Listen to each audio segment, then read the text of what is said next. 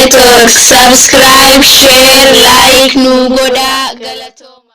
Maaraa dubbiin obbo Shimallis Abdiisaa akka gamamu gaafate. Iskandar Naggaan mana murtiitiin dhiyaadhu jedhe. Maaltu ta'e? Olmaa dhadhachaa kaanis ilaalla. Usu yakka dalanne yakka dalageera jedheeti nagaa akka baru yakka akka dalagu dhiibbaa narra godhaa jiranii kanaafuu manni murtii kana ilaaleeti. Lakkoofsi namoota Walaayitaatti du'anii 16 ol gahuu haala koronaa vaayirasiin manneen hidhaa Oromiyaa keessa jiru.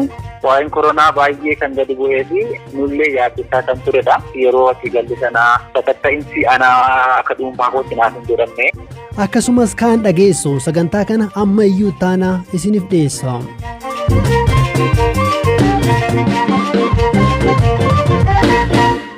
Mootummaan federaalaa filannoo naannoon Tigraay adeemsisuuf jedhu akka dhaabsisu paartiin naannoo Amaaraa bulchuu gaafate. Paartiin badhaadhina Amaaraa konferensii guyyoota 3 taasise galgala kana xumureera. Dhimmoota ijoo garaagaraa irratti kan mari'ate konferensii kana irratti ministeerri muummee Abiy Ahmad argamaniiru. Dhimmoota marii ta'an jedhaman keessaa tokko dubbii obbo Shimallis Abdiisaati jedhame tibbana miidiyaalee hawaasummaa irratti naanna'aa turedha. Itti gaafatamaan paartii badhaadhina Amaaraa obbo Aganyoo Tashaagar koreen hojii raawwachiiftuu akka irratti mari'atu kallattiin taa'uu himaniiru. Konferensicha yeroo eegaluudhaaf jennu kan dhagaamedha. Ta'us irratti mari'anneerra. Sagalee kan amma baasuun maaliif barbaachisaa kan jedhu mari'anneerra.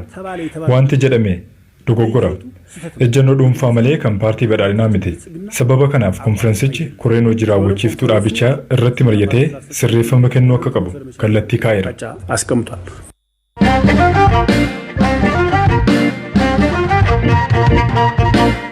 Godina Walaayittaatti sanbata aangawoonni olaanoo to'annoo jala ooluu isaaniin booda waldhabdee ka'een hanga kaleessaatti namoonni 16 du'uu isaanii himameera. Hospitaalota adda addaa irraa odeeffannoo walitti qabachuu isaanii kan himanii fi hospitaala yuunivarsiitii Walaayittaa Soddootti barsiisaa fi hakiima lafee kan ta'an Dr. Mabraatu Ciishaa waldhabdee uumameen namoonni miidhamanii gara hospitaalota seenan kanneen rasaasaan rukutaman ta'uu BBC'tti himaniiru. Namoonni lubbuun ooluun isaanii yaaddeessaa ta'es jiru jedhu Dr. Mabraatuun. Boddittiitti kadu'an namoota 7dha. Soddoo hospitaala Kiristiyaan miidhamanii ka dhufan 21 yoo ta'an isaan keessaa 2 akkuma achi ga'aniin lubbuun isaanii darbe. Namootni 3 kutaa wal'aansa addaa keessa jiru. Isaan keessaa namootni 2 lubbuun ooluun isaanii yaaddeessaadha. Namootni 16 wal'aansa argatanii gara manaatti deebi'aniiru. Rakkoon geejjibaa waan jiruuf yeroo sanatti namootni hedduun gara hospitaala Kiristiyaan ka dhufan ta'us hospitaala Otoonaa keessa namoota miidhaman 4tu jira. Kan hospitaalichatti du'an garuu hin jiran. Magaalaa keessatti ammoo namootni 7 du'aniiru. Kanaaf odeeffannoo an qabuun walumaa galatti namootni 16 du'aniiru. እስካሁን ድረስ ባለኝ መረጃ ማለት ነው።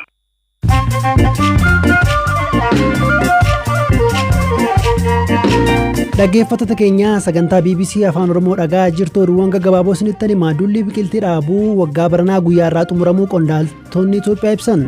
Ministeerri muummee Abiy Ahmad miseensota badhaadhina Amaaraa waliin ta'uun har'a biqiltuu kan dhaaban yoo ta'u biliyoona 5 dhaabamuu himaniiru. Duulli akkanaa barana yeroo lammataaf taasifame. Duulli filadhaa naannoo Tigraayitti har'a eegaleera. Paartileen filannoo naannichi qofaatti gaggeessuuf yaadarratti hirmaatan duula isaanii miidiyaaleedhaan gaggeessu. Guyyaan filannoo ibsamuu baatus hanga guyyaan 4 duula gaggeessu jedhameera. Sudaan kibbaatti dhukaasa loltoota mootummaa fi hawaasa meeshaa waraanaa hidhatan gidduutti banameen yoo xiqqaate namoonni 81 du'an. Wayita dhukaasi banamee jirutti loltoonni hawaasa hidhatee hiikkachiisuuf yaalaa turan yoo ta'u kanneen du'an keessaa 55 loltoota mootummaati. Filannoo pirezidaantummaa Ameerikaaf pirezidaantiin Tiraamp kan isaan tumsan Maayik Peensi yoo filatan morkataan isaanii qondaalli paartii Dimokiraat Joo Baayiden immoo Kaalifoorniyaa irraa dubartii bifaan gurraacha ta'an filataniiru. Kamaalaa Haaris hiddaan makaa Hindii fi Jamaayikaa yoo ta'an seenaa dorgommii filannoo Ameerikaa keessatti dubartii bifa gurraachaa fi hidda ishee qabdu wayita adda durummaan hirmaattu kan jalqabaati.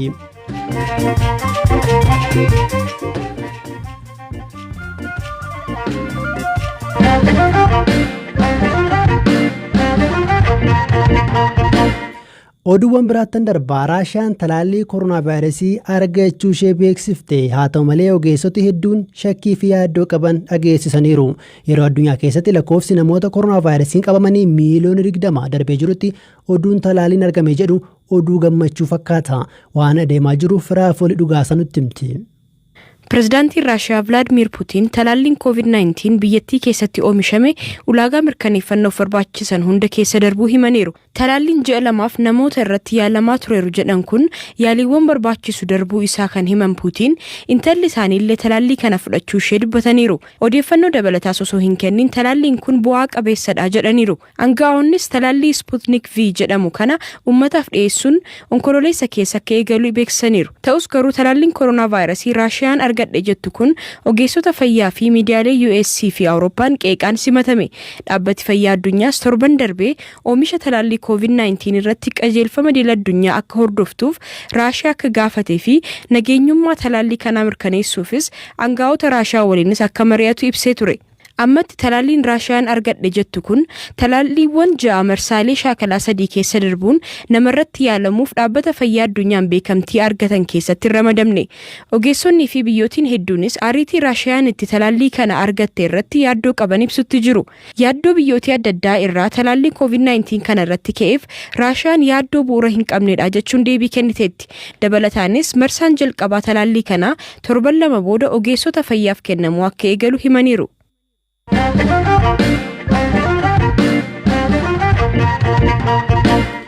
Guyyaa tokko keessatti Itoophiyaatti namoonni 943 koronaa vaayirasiin yeroo qabaman 23 ammoo lubbuu dhabuu ministeerri fayyaa beeksiseera.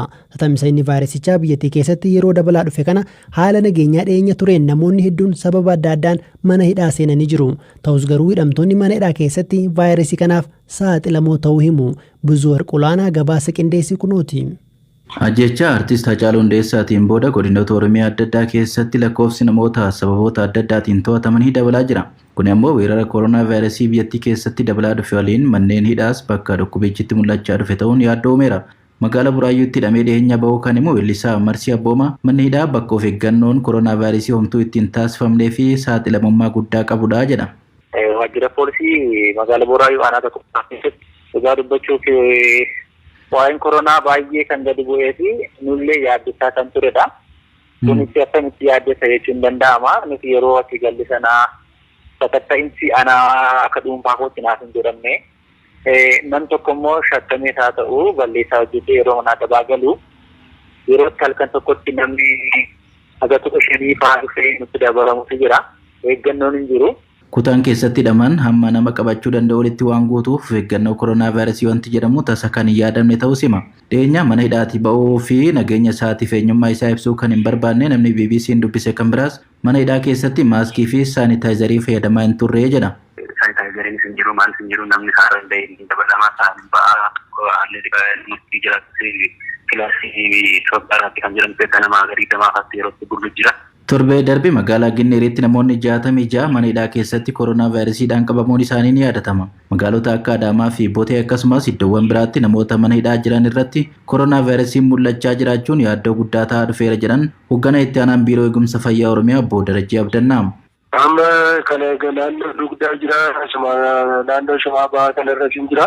Isaan kun keessatti mul'ateera jechuudha. Gara Shawaa Bahaarra nama gara 15 ta'an achi tiraaspoortii ta'anii jiru jechuudha. Hangimni qofaatiin kana gara dugdaarraas akkasidha jechuudha. Ta'ii nama manneen hidhaa adda addaa keessatti mul'achaa jiru kun rakkoo hammaataa fiduu akka malu waan hubanneef qaama dhimmi ilaalu waliin furmaateetti barbaadaa jirras jedhan Obbo Darajjiin. Kan gochuu danda'amu namni hawaasa keessa turee gara mana sirreessaa kana murtoodhaan isaa ta'u karaa adda addaatiin dhaqu tokko sakattaame akka galu lammaffaan immoo jaratti sun dabalamee qofaatti akka turan kana wajjin mari'annee jirraan kana akka mootummaa naannoottis murtoo tiraaspoortiidhaan akka inni kennamuu fi gidduu kana maree tiraaspoortii irratti akka ajandaa guddaa tokkotti dhiyeessinu jechuudha.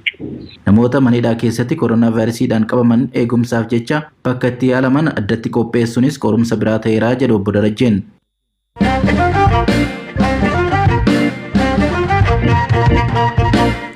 Manni murtii federaalaa dhaddachi Araadaa Iskindir Naggaa dabalatee shakkamtoota 3 irratti abbaan alangee ragaa akka dhageessisu ajaja kenne. Haa ta'u malee Iskindir dabalatee shakkamtoonni biroo dhimmi isaanii dhaddacha hundaaf banaa yoo ta'u baate hin hirmaannu jechuun ajaja mana murtii mormanii abukaatowwan isaanii gaggeessuu himaniiru. Waan obbo Iskindir dubbatan abukaatoon isaanii Heenok Akiliiluu akkanaan himu. የተጠረጠርንበት ጉዳይ የጄኖሳይድ ወይም የዘር ማጥፋት ባህሪ ያለው ነው። እንደዚህ አይነት መሰል ጉዳይ wanti itti shakkamee duguggaa sanyii wal fakkaata. Kunneen immoo dhaddacha cufaan ilaalamuu hin qabu. Maalummaan ragaa baatotaa osoo hin ibsamiin ragaan akka kennamu taasisuun haqa akka hin arganne nu taasisa. Yoo haqa hin argannu ta'e immoo dhimmicha irratti hirmaachuu hin feenu. Mana murtiis hin dhufnu. Hanga yoonaa abukaatota ana bakka bu'anii mana murtii dhiyaataa turanis gaggeesseeraa jechuun dhaddacha dura ibsan. የነበሩ ጠበቆቼንም አሰናብቻለሁ በችሎቱ ፊት። haa ta'u malee manni murtii abbaan alangee ragaasaa akka dhiyeessu akkasumas poolisiin obbo Iskindar Fa'i mana murtiitti akka dhiyeessu ajaja dabarseera. Gama kaaniin manni murtii gaafii Jawaar Mohaammed Fa'i abbaan seeraa dhimma isaanii harkaa qabu akka jijjiiramuu gaafatan kuffiseera. Manni murtii federaalaa sadarkaa jalqabaa dhimma isaanii irra ilaale iyyanni shakkamtoonni dhiyeessan dhimmoota raawwatamaniiru jedhe ragaa qabatamaan hin deeggarree jedheera. Dabalataan gaaffii wabiin gadhiifamuu Jawaar Mohaammed dhiyeesse guyyaa kaleessaa manni murtii kuffiseera. Gama kaaniin miseensi ABO Caaltuu Taakkalaa guyyaa kaleessaa wabiin gadhiifamuu ishee maatiin BBC'tti himaniiru. Kana dura dhaddachi lidataa wabii qarshii 4,000 akka baatu murteessus poolisiin Oromiyaa yakka kaaniin shakkee jechuun to'atee dhaddacha sulultaatti geessee ture. Manni murtii sulultaas wabiin dura akka eegamu jechuun jimaata darbe murteessus guyyaa kaleessaa hiikamuu ishee obboleettiin ishii Doonaa Taakkalaa dubbatti. Naannoo sa'aatii 8. Akkamiin qarree? Manni murtii inni iddoo isaanii inni sulultaas mirgi wabiin jalqaba haa eegamuufi kan jedhu ishee geggeesse. Isaan immoo waraqaticha fudhatanii dura koreen irratti walii galuu qaba. Isa jedhuuf gaafa dafinoo na beellamanii kaleessa. Kan Oromiyaa ta'e 6 kiilooti. Waajjira OPDO durii keessa. Achi mirgi wabii ishee haa kabajamu isa jedhuun mirgi wabiin jalqaba haa kabajamuufi jedhee ajaja baase. Isaan immoo hojiirra oolchine baay'ee miidhamteetti guyyaatti birrii 20 qofa kennuufi nyaata qajeeshitee nyaanne kanatti guyyaa ammaaras. Gaaffii fi deebii Haacaaluu waliin taasise yeroo qopheessu waa wal dhabsiisoo ta'an irratti xiyyeeffate jechuun shakkuusaa kan poolisiin ibse Guyyoo Waariyoo guyyaa kaleessaa mana murtiitti dhiyaatee ture. Abukaatoon isaa obbo Kadir Bulloo wanni Guyyoon dhaddacha irratti guyyaa kaleessaa dubbate akkanaan himu. Kaleessa gaafa dhiyaatanii guyyooni ana biiroo na baasaniiti abbaan alangaa amma dhimma Jawaarii qaban faataaniiti eenyu Jawaar geeggessaa kiyyaa isatu na ajajaa jedhii ragaa bahii ati bilisa baataa yakki daladdeen jiru ati barnoota akkanaa qabdaa kanarraan jedhanii jedhe. Kana ka godhanii maali jedhanii abbootii gadaatii fi warra maatii isaa fakkeenyaaf obboleessa abbaa isaa beeraa isaa fageessaniiti kanaan loobii godhaa turani. Jawaar itti gaafatamaa kiyyaa miti ani itti gaafatama walqunnamtii hojiitu qabu Dajanee Guutamaa fi Girmaa Guutamaa waliin malee isa waliinuu walqunnamtii wayituu hin qabu jedheeti akkaataa kanatti ibsee jira. Kanaafuu amma wanta isin jedhe kana mana murtii irratti ibsee ani amma wanti dararamaa jiruuf yakka dalagee utuu hin taane nama biraa irratti utuu yakka hin dalanne yakka dalageera jedheeti ragaa akka bahu yakka akka dalagu dhiibbaan irra godhaa jiranii. Kanaafuu manni murtii kana ilaaleeti dhimma kana wanta yakka hin dalage bakka hin jirretti hidhamuu hin qabu kan jiru dhiyeesse. Dabalataan Guyyoon dhaddacha irratti rakkoo fayyaa qabuu fi bakka hin jirretti maatiin rakkachuu isaa ibseera. Dhimma kana kan ilaalee dhaddachi jimaata dhufu jechuunis hagayya 8 bara 2012 qorannoo dabalataa poolisiin gaafate akkasumas wabiin gadhiifamuu Guyyoon gaafate irratti ajaja kennuuf beellama qabachuu isaa abukaatoon isaa obbo Kadir Bulloo BBC'tti himaniiru.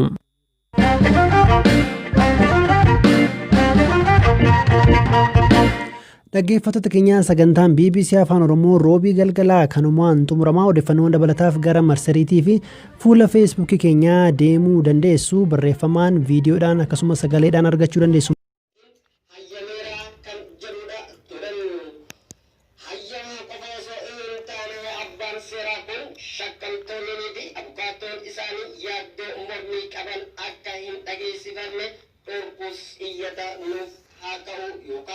keessatti eramuudhaan isaa nuuf yaadatamee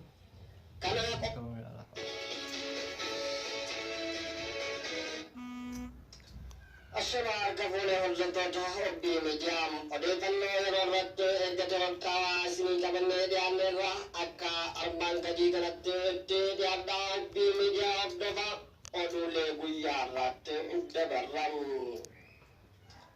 hagayyata abbaan seeraa narraa haa ka'u obbo Jawaariiti kan manni murtii kuffiseeraan akka gabaasaa BBC'tti manni murtii federaalaas sadarkaa jalqabaa iyyata abbaan seeraa narraa haa ka'u jedhu obbo Jawaar Mohammadii fi namoonni 14 guyyaa wiixataa hagayyaa 4 bara 2012 akka lakkoofsa warra Itoophiyaatti barreeffamaan dhiyaatan kuffiseeraan. Manni murtichaa iyyatni shakkamtoonni dhiyeessatan dhimmoota raawwatamaniiru jedheen ragaa qabatamaa hin deeggarre jedheeran. Dhimmootni qabeenyi hammata nutti hin himanne ragaaleen golgaa yookaan maggaarrajaa duubaan dhaabbatan jechuu kanaan hin qabannuu fi dhimmi miidiyaaleen wal qabatee ka'anis abbaan seeraa narraa haa ka'u jedhuuf sababa hin taane jechuudha abbaan seeraa dubbatan. Kanaafis yaada abbaan seeraa galmee qorannoo dura obbo Jawaar Mohammadii qabatanii jiraniin dhimmicharraa ka'uun hin qabu jechuudhaan dhiyeessan manni murtichaa fudhachuu isaanis himeeran. Dhaddachaa qorannoon dura obbo Jawaar keessatti kan argamu daawwitaa abaatee dhaddachaa har'aa irratti kan sababaan isaatis COVID-19 waan qabamaniif akka ta'e poolisiin hubachiiseera. Abbaan seeraa obbo Dassaalany Faantaa jedhaman kun dhaddacha irratti yeroo adda addaa mirgaa dubbachuu shakkamtootaa fi kan abukaattoowwan isaanii daangessuu turuu iyyataa abukaattoowwan shakkamtoota mana murtichaaf dhiyeessan keessatti eramee ture. Gama kaaniin abbaan alangaa namoonni 5 golgaa duuba yookaan magaalajaa duubaa ragaa wayita gaafay wantoota kana hayyamuuf haal dureen guutummaan irra jiru kan seera irratti turame guutummaa osoo hin mirkaneeffatin hayyameeraa kan jedhudha ture. Hayyama qofa osoo hin taane abbaan seeraa kun shakkamtoonni fi abukaattoon isaanii yaaddoo mormii qaban akka hin dhageessifanne dhorkuus iyyata nuuf haa ka'u yookaan keessatti eramuudhaan isaa yaadatama. Kana qofa osoo hin taane abbaan seeraa kun dhaddacha irratti yeroo garaa garaa murtii kanneen dura dhaddacha addaa kutanii bahanii qaama hin beekamne waliin mari'atanii akka deebi'uudhaan kun bilisummaa abbaa seerichaa keessa galchaa jedhanii abukaattonnis abbaan seerichaa bilisaa fi haqaa qabeessaa ta'uu isaanii shakkii keessa kan galchedha jedhan. Haaluma kanaan abbaan seeraa fedhii isaaniitiin dhaddacha dhimmicha ilaaluu irra akka of baasan yoo hin taane immoo dhimmichi abbaa seeraa biraatiin ilaalame manni murtii abbaa seeraa kan dhaddacharra akka kaasu murtiin akka kennamu kan jedhutu gabaafame ture. Kun tamsaasa obbo miidiyaatiin gara sagantaa itti aanutti yeroo ceenu siyaasa Itoophiyaa keessatti obbo Lammaa Magarsaa miseensa paartii badhaadhinaa turan maalirraa ittifaman. Obbo Lammaa Magarsaa durataa jaanaa yeroo turan paartiin badhaadhinaa damee Oromiyaa walgahii sanbataa fi itu waan akkanatti Kata berusaha kaya, kata ilmu berusaha. Warga aja, mata kepala kata. Audio situ kurang. Anta asisi semua itu hari ini. waan sama baala itu ittisa kanaan wal qabatee adda jiruun obbo Lammaa Magarsaa dabalatee hooggantoonni ittifaman miseensa yookaan hoogganaa paartichaa turan paartii badhaadhinaa damee Oromiyaa miseensa koree jiddu galeessaa paartii badhaadhinaa biyyoolessaa ittisuu danda'e kanneen gaafii ka'an keessaa muraasni gaafiilee kanneeniif miseensa koree jiddu galeessaa paartii badhaadhinaa kan ta'an obbo Awwaloo Abdiif kan dhiyaateedha. Obbo Lammaan miseensa paartii badhaadhinaa turuun oduun ittifamuu obbo Lammaa ergaa dhagahameen booda marsaalee hawaasaa irratti yaadni obbo Lammaan duraan miseensa paartichaa hin turre jedhu barraayaa ture jedhan miseensa akka hin taane nuti quba hin qabnu jedhu obbo Awwaloon. Akka harkaan paartichaa kun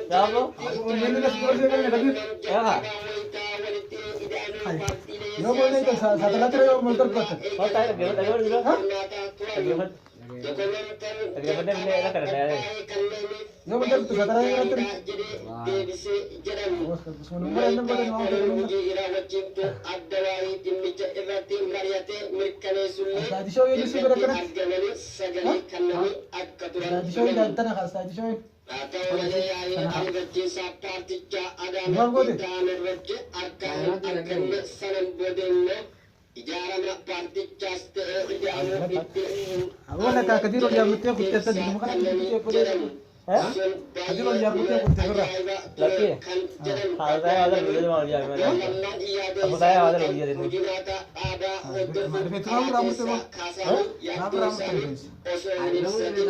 ana sama jalaan irraa amurii jeeri wal gurbaan asiin irraa tafee tuqe malee ani akkatti fedheera asmaaraan bote Rekan tu bara, rekan tu bara. Mana rekan kau tadi marah cakap. Rekan tu aja rekan dah. Amanuun dhiigamaallee gaafatanii akka itti fufan dubbatu. Obbo Lammaa Magarsaa Sadaasaa bara 2019 reediyoo sagalee Ameerikaa irratti karoora addawaayii walitti dabsuu dhaaba tokko gochuudhaaf yaada idee'amu muummee ministeeraa Abiy Ahmed akka walitti hin galle himanii turan. Yaada isaanii keessaa jalqaba irraa kaasee dhiyeessanii adeemsa walitti baquu paartichaa mormaa akka turan yeroos himaniiru. Miidiyaaleen biyya keessaa aangawootni mootummaa obbo Lammaan garaagarummaa yaadaa qabna dhiphisuun muummee ministeeraa Abiyyi waliin hojjechuudhaaf walii galuu gabaasanillee obbo Lammaan ergasii dhimmicha irratti yaada hin kenninan. Darbarsee walga'iin dhaabbatichaa garaagaraa irratti argamaa hin turre jedhamu. Pirezidaantii duraanii naannoo Oromiyaa fi miseensa raayyaa ittisa biyyaa obbo Lammaa Magarsaa ulaagaa paartichaa waltajjii walitti aansanii dhorkaatanii himan. Obbo Awwaluun ittifamuu obbo Lammaa ammaatiif sagalee tokko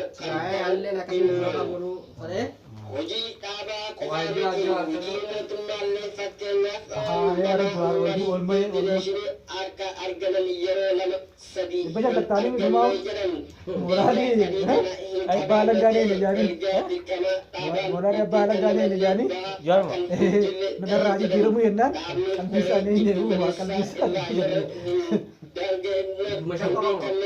itti seeraa jedhan.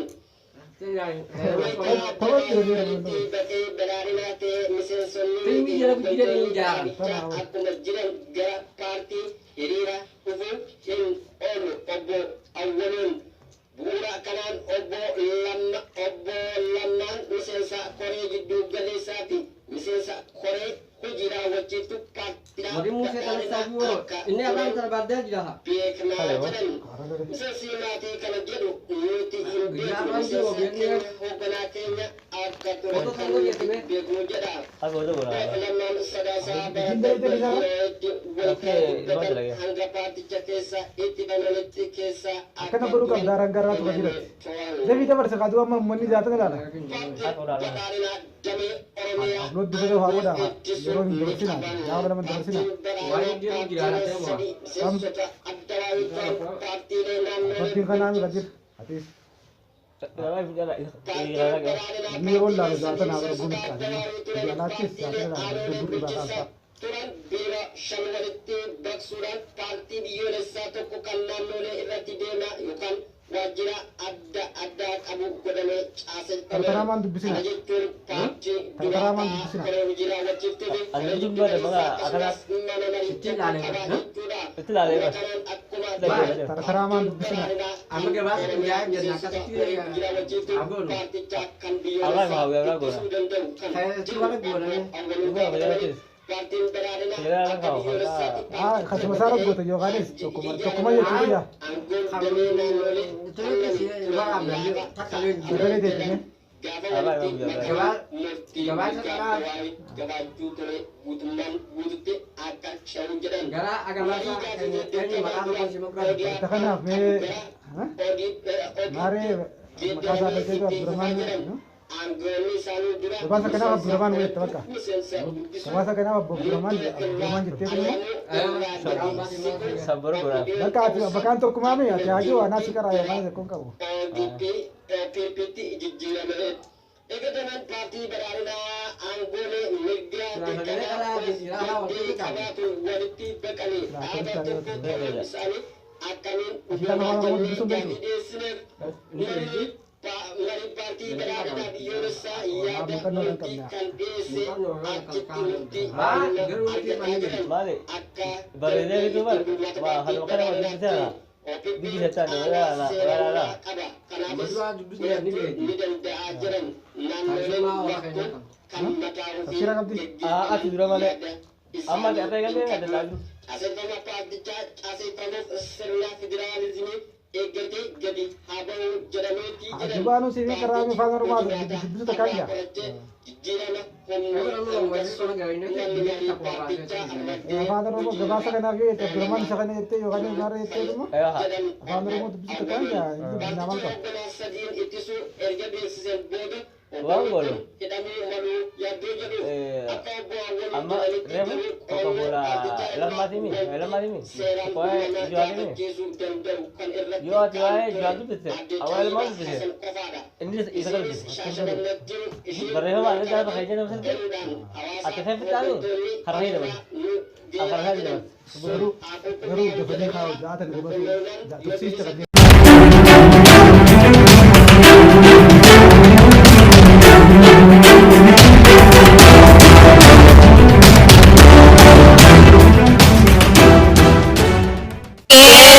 Media Network. Subscribe, share, like, nu goda.